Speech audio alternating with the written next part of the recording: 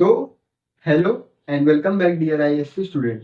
सो guys, आज की video में हम लोग बात करने वाले हैं अपनी फिजिकल केमिस्ट्री में जो इलेक्ट्रोकेमिस्ट्री चैप्टर है उसमें कौन कौन से मोस्ट इंपॉर्टेंट कंसेप्ट है और जो मोस्ट इंपॉर्टेंट टॉपिक है जिनका बोर्ड में आने का बहुत ज्यादा परसेंटेज होता है। तो आज हम लोग उसी के बारे में बात करते हैं। तो बिना टाइम वेस्ट किए हम लोग ये वीडियो स्टार्ट कर देते हैं। इससे पहले मैं दो चैप्टर सॉल्यूशन और केमिकल काइनेटिक्स का के बारे में इंपॉर्टेंट टॉपिक अपलोड कर चुका हूँ, उसे आप लोग देख सकते हैं। ओके, उसकी लिंक आपको नीचे मिल जाएगी। तो चलिए हम लोग अपनी बुक पर आ जाते हैं बालाजी की। तो आई होप सो कि आपको इंडेक्स दिख पा रहा होगा। तो जो हमारा इलेक्ट्रोकेमिस्ट्री चैप्टर है ये one of the most important chapter है आपकी फिजिकल केमिस्ट्री का। यहाँ से मतलब मैक्सिमम जो फिजिकल केमिस्ट्री जो 25 मार्क्स की होती है उसमें मैक्सिमम क्वेश्चन आपको मैक्सिमम वेटेज जो है वो इलेक्ट्रोकेमिस्ट्री से ही देखने को मिलेगा। ये तो पक्की बात है क्योंकि इसमें बहुत सारे इंपॉर्टेंट टॉपिक है। पूरा चैप्टर ही इंपॉर्टेंट है, पर मैं इसमें से आपको बताऊंगा किस किस टॉपिक पर ज्यादा फोकस करना है। तो चलिए देख लेते हैं। आप लोग को इंडेक्स ऊपर दिख पा रहा होगा। तो देखिए, इंट्रोडक्शन, इलेक्ट्रोकेमिकल सेल और गैल्वेनिक सेल। तो आपको यहाँ पर इलेक्ट्रोकेमिकल सेल, जो पूरा इलेक्ट्रोकेमिकल सेल है उसका पूरा डायग्राम, लेफ्ट साइड में क्या होता है एनोड, लेफ्ट एनोड नेगेटिव, ये आपको याद कर लेना। ऑक्सीडेशन ये आपको याद कर लेना। राइट साइड पे क्या होता है, किस पर क्या रिएक्शन हो रही होती है, कहाँ पर रिडक्शन होता है, कहाँ पर ऑक्सीडेशन होता है, सॉल्ट ब्रिज का क्या काम होता है। तो आपको ये सब पूरा इलेक्ट्रोकेमिकल सेल अच्छे से समझ लेना है। उसके बाद आप लोग को समझना, याद नहीं करना है। अगर आप लोग याद करोगे तो पेपर में जो आपके पास, जैसे मान लीजिए आपने बुक में पढ़ा है NaCl के बारे में, पेपर में आ गया CuSO4 के बारे में, तो आप लोग फंस जाएंगे। इस वजह से आपको कंसेप्ट पकड़ना है, याद नहीं करना है। ओके गाइस, तो आगे देखते हैं। अगला आते हैं हमारे पास इलेक्ट्रोड पोटेंशियल क्या होता है। ये सिंपल सी डेफिनेशन होती है, दो तरह की होती है, ऑक्सीडेशन पोटेंशियल, रिडक्शन पोटेंशियल। ये आपको पढ़ लेना है।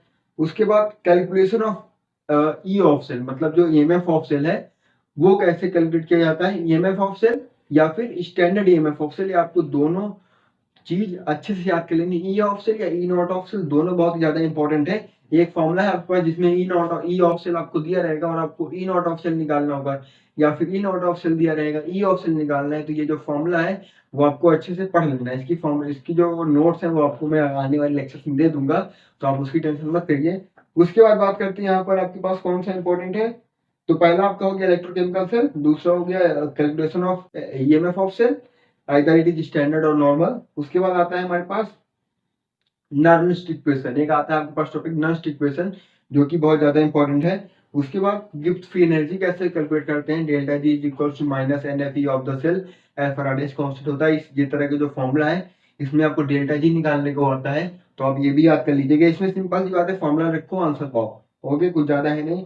उसके बाद बात करते हैं अगला इंपॉर्टेंट टॉपिक। अगला इंपॉर्टेंट टॉपिक है आपके पास Faraday law of electrolysis, Faraday का लॉ जो है इलेक्ट्रोलिसिस का। पहला वाला वो इंपॉर्टेंट है, W is equal to ZIT। यहाँ से आपका सवाल आता है क्योंकि ये यहाँ से न्यूमेरिकल बन जाता है।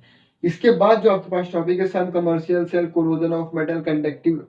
तो जो सम कमर्शियल सेल्स और कोरोजन ऑफ मेटल, ये आपको बस एक बार ऊपर से देख लेना है। इससे सवाल बहुत ही रेयर चांसेस है कि आ जाए, या कभी कभी एक आधे नंबर का आ जाता है। तो आपको इसको बस देख लेना है एक बार, ऐसा थ्योरी देख लेना है बस। उसके बाद आता है आपके पास कंडक्टिविटी, मोलर कंडक्टिविटी।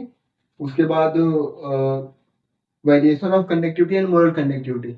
तो ये आपको अच्छे से पढ़ लेना है, यहीं से आपको सवाल देखने को मिलेगा। न्यूमेरिकल न्यूमेरिकल यहीं से आएगा। कंडक्टिविटी क्या होती है, स्पेसिफिक कंडक्टिविटी निकालो, मोलर कंडक्टिविटी निकालो और लिमिटिंग मोलर कंडक्टिविटी निकालो। तो ये सब आपको इसी टॉपिक से देखने को मिलेगा, तो आपको ये समझ लेना है। बस यही थे हमारे कुछ इंपॉर्टेंट टॉपिक।